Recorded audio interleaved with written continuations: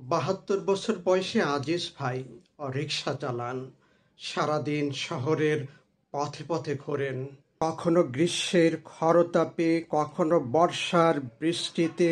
তার ভাষায় জীবন মানে শুধু প্যাডেল মারা আর নিঃশ্বাস নেওয়া।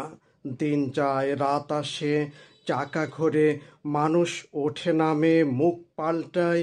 তিনি দেখেন, বোঝেন, অনুভব করেন, তবু মুখে আসে না কিছু। একদিন হঠাৎ এক তরুণ যাত্রী বলল, চাচা, আপনি তো এত কিছু জানেন, লিখে রাখেন না কেন? সেই রাতেই আজিজ ভাই একটি খাতা কিনলেন। শুরু হলো লেখা। রিকশার প্যাডেলের ফাঁকে ফাঁকে বেরিয়ে এলো জীবনের গল্প। একজন মা, একজোড়া চোখ, এক বিকেলের ছায়া। এখন তিনি একটি ম্যাগাজিনে লিখছেন, নাম রিকশার গল্প। তিনি বলেন, আগে মানুষ ভাবত আমি একটি চাকা, এখন কেউ কেউ ভাবে আমি একটা মানুষ। Variety is the spice of life, অর্থাৎ বৈচিত্র্যই জীবনের মশলা। এই ইংরেজি প্রবাদটি শুধু একটি সাহিত্যিক রূপ নয়, বরং মানুষের মানসিক, শারীরিক ও সামাজিক জীবনের এক গভীর সত্যকে ধারণ করে। বৈচিত্র্য বা ভিন্নতা মানুষের জীবনে যেমন আনন্দ ও উদ্দীপনার উৎস, তেমনি এটি একটি মনস্তাত্ত্বিক এবং চিকিৎসা বিজ্ঞানের দৃষ্টিকোণ থেকেও অপরিহার্য উপাদান।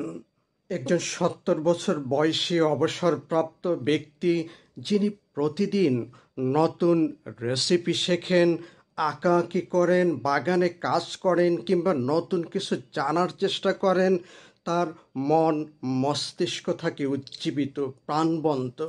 অন্যদিকে যিনি কেবল টিভি দেখে দিন কাটান বা পুরনো গল্পে বোধ হয়ে থাকেন, তার ভেতর সময়ের আগেই জড়তা এসে বাসা বাঁধে।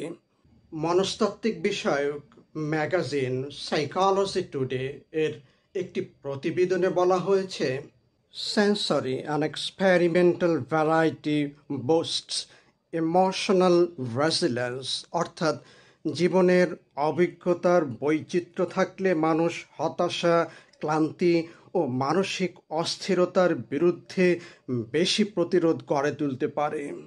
একজন কর্পোরেট কর্মী প্রতিদিন যান্ত্রিক রুটিনে ক্লান্ত হয়ে পড়েন, কিন্তু যখন তিনি সপ্তাহে একদিন কবিতা লেখেন, সঙ্গীত চর্চা করেন, খেলাধুলায় অংশগ্রহণ করেন বা সমাজ